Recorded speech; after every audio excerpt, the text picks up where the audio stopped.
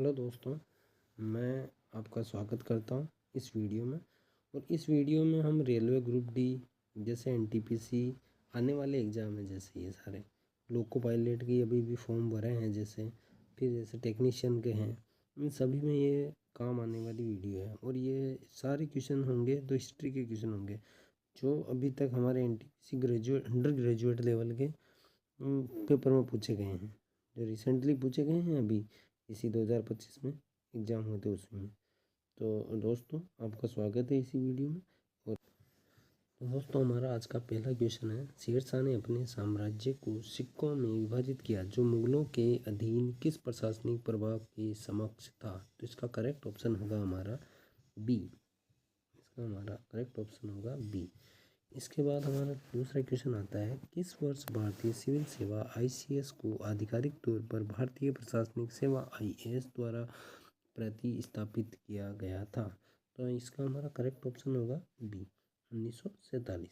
इसके बाद हमारा तीसरा सवाल आता है, भारतीय सिविल सेवा आईसीएस और भारतीय पुलिस को किस वर्ष भारतीय प्रशासनिक सेवा आईएएस और भारतीय पुलिस सेवा आईपीएस द्वारा प्रतिस्थापित किया गया, जिन्हें बाद में अखिल भारतीय सेवाओं के रूप में मान्यता दी गई। तो इसमें हमारा करेक्ट ऑप्शन होगा बी, 1947। इसके बाद हमारा चौथा सवाल आता है, शाहजहां के शासनकाल में 8000 में से कितने मनसबदार उच्चतर श्रेणी के मनसबदार थे, जिन्हें साम्राज्य के कुल अनुमानित राजस्व का 61.5% अपने और अपने सैनिकों के वेतन के रूप में मिलता था। तो इसमें हमारा करेक्ट ऑप्शन होगा बी, 445। इसके बाद हमारा पांचवा सवाल आता है, व्योमेश चंद्र बनर्जी ने किस अवधि के दौरान बंगाल विधान परिषद में कलकत्ता विश्वविद्यालय का प्रतिनिधित्व किया था। तो इसमें हमारा करेक्ट ऑप्शन होगा ए, 1894 से 1895 तक। इसके बाद हमारा छठा सवाल आता है, पचासी राजा आधुनिक राज्य के एक स्वतंत्रता सेनानी थे। तो ये सेनानी थे हमारे केरल राज्य के। इसमें हमारा करेक्ट ऑप्शन होगा ए, केरल राज्य का। इसके बाद हमारा सातवां सवाल आता है,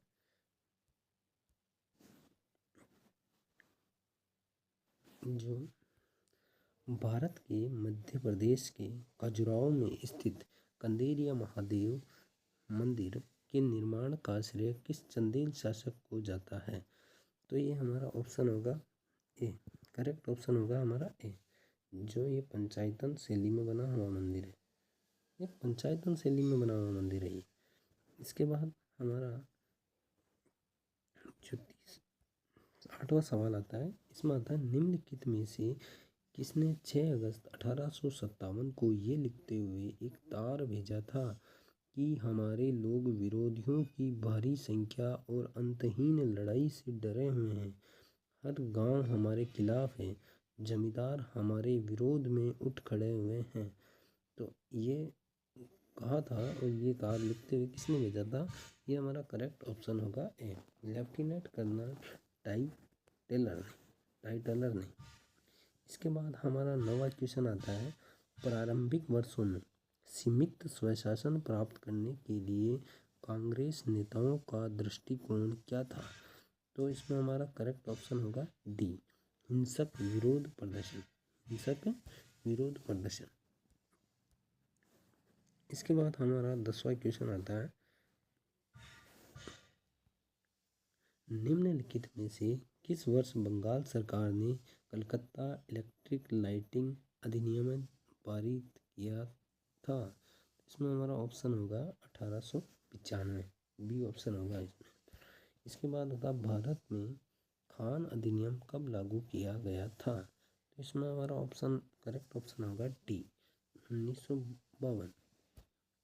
इसके बाद हमारा क्वेश्चन नंबर आएगा 12, 12वां, निम्नलिखित में से किस इंडो ग्रीक शासक का राजा हेलियोडोरस भगवान कृष्ण का भक्त था और उसने विदिशा में एक स्तंभ स्थापित किया था। तो इसमें हमारा करेक्ट ऑप्शन होगा सी, एंटिओलकिडस। एंटिओलकिडस। सी ऑप्शन होगा इसमें हमारा। फिर इसके आगे आएगा हमारा 13वां क्वेश्चन, बुरहान उल मुल्क को अवध का नाजिब निम्नलिखित में से किस वर्ष नियुक्त किया था? तो इसमें हमारा करेक्ट ऑप्शन होगा बी, 1722 के अंदर। इसके बाद हमारा 14वां क्वेश्चन आता है, कुंडारा उद्घोषणा जिसमें खुले तौर पर अंग्रेजों के विरुद्ध हथियार उठाने का आह्वान किया था, निम्नलिखित में से किस स्वतंत्रता सेनानी से संबंधित है? तो इसमें हमारा ऑप्शन है, करेक्ट ऑप्शन होगा बी, वेलुथम्पी। वेलुथम्पी हमारा करेक्ट ऑप्शन होगा। और क्वेश्चन नंबर हमारा आता है 15, मगध काल की न्यायिक संरचना में व्यावहारिक कौन थे? व्यावहारिक थे इन, जिसमें हमारा करेक्ट ऑप्शन होगा ए, वकील। वकील न्यायाधीश। इसमें हमारा 16वां क्वेश्चन आता है, देवी आंदोलन भारत के निम्नलिखित में से किस क्षेत्र में हुआ था? तो इसमें हमारा करेक्ट होगा डी, दक्षिणी गुजरात। फिर इसके बाद हमारा 17वां क्वेश्चन आता है, डच ईस्ट इंडिया कंपनी ने भारत में अपना पहला कारखाना स्थापित किया था पेटापुली। कहाँ पे किया? पेटापुली में। इसके बाद हमारा 18वां क्वेश्चन आता है, भारत में ब्रिटिश शासन के संबंध में नरमपंथी कांग्रेस नेताओं की मुख्य धारणा क्या थी? तो इसमें हमारा करेक्ट ऑप्शन होगा बी, ब्रिटिश शासन का समर्थन। इसमें हमारा करेक्ट ऑप्शन होगा बी। इसके बाद हमारा 19वां क्वेश्चन आता है, विभाजन के समय या वर्तमान उड़ीसा के कितने छोटे राज्यों को भारतीय संघ में एकीकृत किया गया था? तो इसमें हमारा करेक्ट ऑप्शन होगा बी, 26। इसके बाद हमारा 20वां क्वेश्चन आता है कि 1963 में पांडिचेरी पर डचों ने कब्जा कर लिया था, लेकिन अब इसके बाद स्पेस दे रखा है, मैरिस्विक की संधि द्वारा इसे फ्रांसीसी कंपनी को वापस कर दिया गया था। तो इसमें हमारा करेक्ट ऑप्शन होगा डी, 1966। इसके बाद 21वां क्वेश्चन आता है हमारा, रोहिला प्रमुख नजीब उद्दौला ने सी में महत्वपूर्ण किस युद्ध में महत्वपूर्ण भूमिका निभाई थी? तो इसमें हमारा करेक्ट ऑप्शन होगा पानीपत के तीसरे युद्ध में। पानीपत के तीसरे युद्ध में। इसके बाद हमारा 22वां क्वेश्चन आता है, भारत की हम्पी में स्थित हजार मंदिर की स्थापना सबसे पहले किस काल में की गई थी? तो इसमें हमारा करेक्ट ऑप्शन होगा डी, 15वीं सदी की शुरुआत में। इसके बाद हमारा 23वां क्वेश्चन आता है, भारत में अंग्रेजों के विरुद्ध तमाड़ आदिवासी विद्रोह का नेतृत्व किसने किया? तो इसमें हमारा करेक्ट ऑप्शन होगा बी, भोलानाथ सहाय ने। भोलानाथ सहाय ने। इसके बाद हमारा 24वां क्वेश्चन आता है, राजेंद्र चोल प्रथम के पुनर्जीवित, यानी बी ऑप्शन होगा इसमें, खालिस्तान के पुनर्जीवित श्री विजय साम्राज्य पर अपने नौसैनिक अभियानों के लिए जाने जाते हैं। तो इसमें हमारा आएगा ऑप्शन नंबर बी, इंडोनेशिया। इसके बाद भारत में शक वंश का स्थापना किसके द्वारा की गई थी? शक वंश की स्थापना किसने की थी? मौज मोगा द्वारा। डी ऑप्शन होगा इसमें। इसके बाद हमारा 26वां क्वेश्चन आता है कि एशियोली सांस्कृतिक परंपरा मुख्यतः पत्थर के किस प्रकार के उन्नत और सममित औजारों के लिए प्रसिद्ध है? तो विदायरणी और कुल्हाड़ी का हमारा इसमें करेक्ट ऑप्शन होगा ए, विदायरणी और हाथ की कुल्हाड़ी।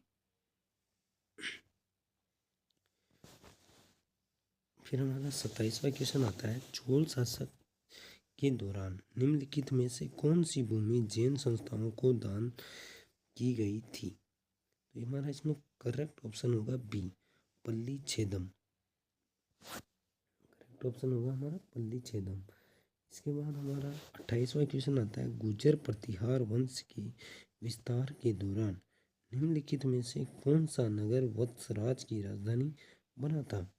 तो इसमें हमारा करेक्ट ऑप्शन होगा डी, उज्जैन।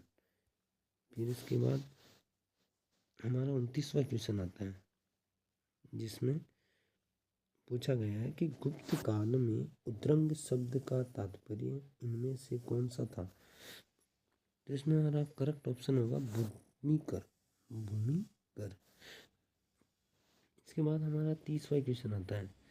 30वें क्वेश्चन में उनसे ये पूछ रहा है कि 1953 में ग्रामीण विकास को अधिक व्यवहार्य रूप से विस्तारित करने के लिए कौन सा कार्यक्रम शुरू किया गया था? तो इसमें हमारा करेक्ट ऑप्शन होगा ए, राष्ट्रीय विस्तार सेवा। कौन सा होगा हमारा? ए ऑप्शन होगा, राष्ट्रीय विस्तार सेवा। फिर उसके बाद क्वेश्चन नंबर आएगा हमारा 31, किस कानूनी दस्तावेज ने स्वतंत्रता के बाद रियासतों को भारत या पाकिस्तान में शामिल होने की अनुमति दी? तो इसमें हमारा करेक्ट ऑप्शन होगा बी, अधिमिलन लिखत। 32वां क्वेश्चन आता है, मद्रास पट्टनम शहर जो बाद में विस्तारित होकर आधुनिक चेन्नई के रूप में विकसित हुआ, को ईस्ट इंडिया कंपनी ने स्थानीय राजाओं से निम्नलिखित में से किस वर्ष खरीदा था? इसमें हमारा करेक्ट ऑप्शन होगा बी, 1639। सॉरी 1639 होगा इसमें।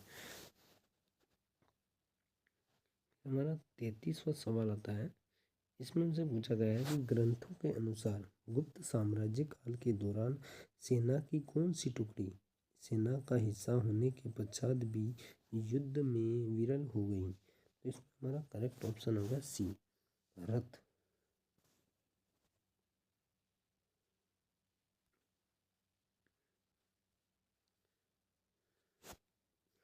हमारा 34वां क्वेश्चन आता है, शेर शाह के प्रशासन के दौरान किसी गांव में कानून और व्यवस्था बनाए रखने के लिए निम्नलिखित में से कौन सा अधिकारी जिम्मेदार था? तो इसमें करेक्ट ऑप्शन होगा बी, सिकदार। गांव में होता था सिकदार।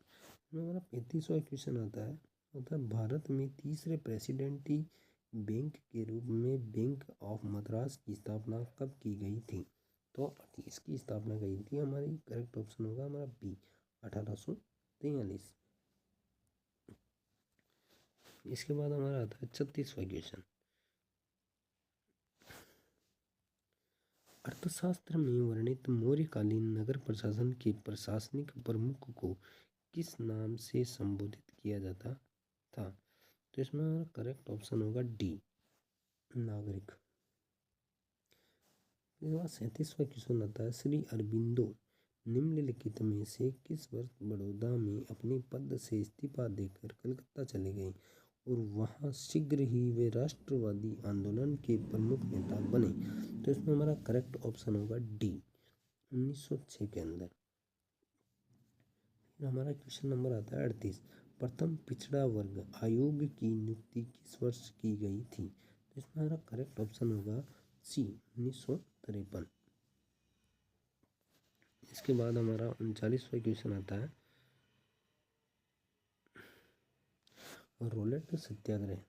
रोलेट सत्याग्रह के आयोजन में महात्मा गांधी को रिक्त स्थान स्थित फिरंगी उलेमा समूह के अब्दुल बारी ने सहायता प्रदान की थी। इसका हमारा करेक्ट ऑप्शन होगा सी, लखनऊ। हमारा 40वां क्वेश्चन आता है, पल्लव राजाओं ने कौन सी उपाधि धारण की ताकि ये दर्शाया जा सके कि उनका शासन धर्मशास्त्रों के सिद्धांतों द्वारा निर्देशित था? इसमें हमारा करेक्ट ऑप्शन होगा डी, धर्म महाराजा। इसके बाद हमारा 41वां क्वेश्चन आता है, खीरवार आंदोलन का नेतृत्व किस करिश्माई नेता ने किया था? इसमें हमारा करेक्ट ऑप्शन होगा डी, भागीरथ मांझी। इसके बाद हमारा 42वां क्वेश्चन आता है, इसमें निम्नलिखित में से कौन सा राजा हर्ष के शासनकाल का शिलाभिलेख नहीं है? तो इसमें हमारा ऑप्शन होगा डी, मुजफ्फरनगर की मोहरें। ये हमारा ऑप्शन नहीं होगा इसमें। फिर हमारा 43वां क्वेश्चन आता है, भागीरथ मांझी ने संतालों से वादा किया था कि यदि वे उनकी शिक्षाओं का पालन करेंगे तो उन्हें क्या मिलेगा। जिसमें हमारा करेक्ट ऑप्शन होगा कि आदिवासी राज्यों पुनः स्थापना। इसमें हमारा करेक्ट ऑप्शन होगा डी। रैयतवाड़ी बंदोबस्त के संबंध में निम्नलिखित में से कौन सा कथन सही है। इसे थॉमस मुनरो ने विकसित किया था, पहला। इसमें दूसरा, ये बंदोबस्त सीधे किसानों के साथ बनाया गया था लेकिन जमींदारों के साथ नहीं बनाया गया था। इसका प्रशिक्षण टीपू के कब्जे वाले क्षेत्रों में छोटे पैमाने पर किया गया था। इसे सफल पाते हुए इसे फिर गंगा मैदानों में लागू किया और सही संयोजन का चयन कीजिए। तो इसमें हमारा करेक्ट ऑप्शन होगा 1, 2, 3। इसमें थॉमस मुनरो ने विकसित किया था। फिर उसके बाद यह बंदोबस्त सीधे किसानों के साथ बनाया गया था लेकिन जमींदारों के साथ नहीं बनाया गया था। और इसमें हमारा तीसरा होगा सीधा इसका प्रशिक्षण टीपू के कब्जे वाले क्षेत्रों में छोटे पैमाने पर किया गया था। इसके बाद हमारा 45वां क्वेश्चन आता है, डूरा बिसोई और चक्र बिसोई के नाम से रिक्त स्थान में राजनीतिक अस्थिरता ब्रिटिश कानूनों और नियमों की अनुपयुक्तता तथा खोडों की आर्थिक पीड़ा के विरुद्ध उपजे विद्रोहों से संबंधित है। तो इसमें हमारा ऑप्शन होगा गुमुसर, उड़ीसा। गुमुसर, उड़ीसा।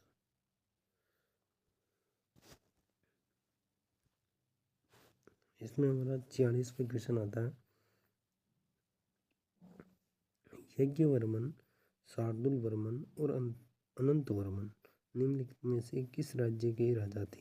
तो ऑप्शन होगा, इसमें हमारा करेक्ट ऑप्शन होगा डी, कन्नौज के मोखीर। भारत में पूरा पाषाण काल जिसमें अंशुलियन चरण भी शामिल है प्राय कितने वर्ष तक विस्तृत है। इसमें हमारा करेक्ट ऑप्शन होगा डी, 6 लाख से 1.5 लाख वर्ष तक। ये ऑप्शन करेक्ट होगा इसमें हमारा। तो आज हम 50 क्वेश्चन करने वाले हैं सही। तो ये हमारी लास्ट स्लाइड होगी।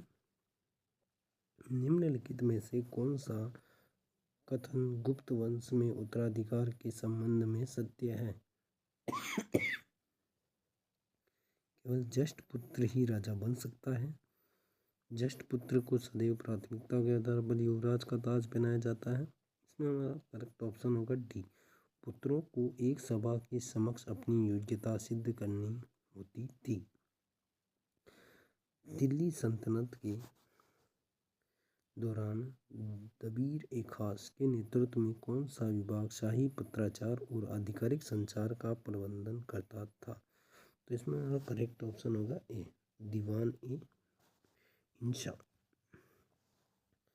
50वां हमारा आज का लास्ट क्वेश्चन होगा, गुप्त काल के दौरान गुप्त सेना के सेनापति को क्या कहा जाता था। तो इसमें हमारा करेक्ट ऑप्शन होगा डी, महासेनापति। तो इसलिए दोस्तों आज ये क्लास यहीं ख़त्म करते हैं क्योंकि मेरी तबीयत भी ख़राब हो रखी है और प्लीज़ आप सपोर्ट कीजिए। मैं आगे से, आज ये हमारी पहली वीडियो और ये हमारी गगन प्रताप सर की बनाई हुई स्लाइड है जो उन्होंने PDF डाल रखी थी। तो हो सकता है मैंने भी देखी थी भाई, PDF ना पढ़ पा रहा था मैं बार बार। मैंने भी सोचा यार PDF से बहुत से क्वेश्चन मिलते हैं तो अच्छी बात है, हम भी कर लेते हैं, अकेले पढ़ लेते हैं। लेकिन मैंने दिमाग लगाया कि यार क्यों ना मैं इसको PDF को पढ़ता भी जाऊँ और इसको रिकॉर्ड भी कर लूँ। तो इसके साथ ही आपको भी और यूट्यूब पे आने वाले दोस्तों को भी इससे हेल्प मिल सकती है। हो सकता है ये छोटी वीडियो और 50 क्वेश्चन, लेकिन 50 क्वेश्चन हमने पढ़ते हैं तो ये ज़्यादा हमारे पर लोड नहीं पड़ता। जैसे हम अभी यूट्यूब पर डाली हुई ये वीडियो बड़ी जैसे कि 100, 150, 300 क्वेश्चन की डाल रखी है, लेकिन उतने क्वेश्चन हमारा माइंड एक्सेप्ट ही नहीं कर सकता, इतने ज़्यादा क्वेश्चन एक साथ में। 50 क्वेश्चन हमने पढ़ ली और इसका रिवाइज करते रहेंगे तो ये हमारे माइंड में सेट हो जाएंगे। ठीक है दोस्तों, धन्यवाद।